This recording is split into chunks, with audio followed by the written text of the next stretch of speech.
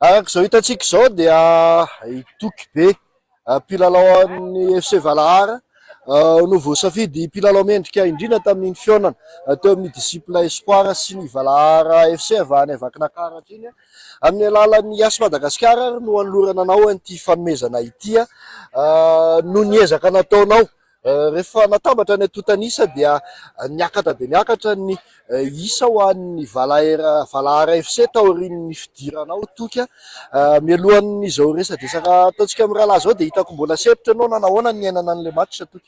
Ilay izy aloha sarotsarota satria mafimafy ny voan'ny adversaire dia saika sara moa ilay baolina fa nanezaka kely izay ary tao anatin'ny tanjaka nandesenay anazy. Inona ny tena toeranao tsory amiko eto? Milieu offensif zany.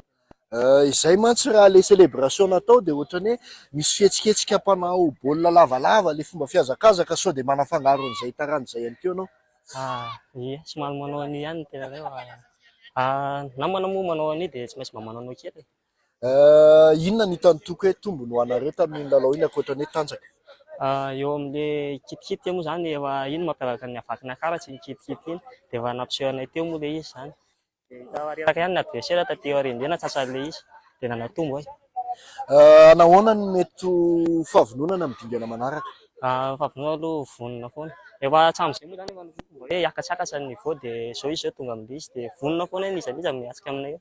Eny ary mirary soanao toky be amin'ny toyan'ny lalao sy ny fifaninana nataonao indrindrandrindra ao anatin'ity baolina kitra ity misaotra anao ny YAS Madagascar mpanohana ofisialin'ny fifaninanana fiadinany amboara nasionaly taona 2024 dia mbola manantena hitan'ny toky day amin'ny manaraka. Eto, misaotra anareo.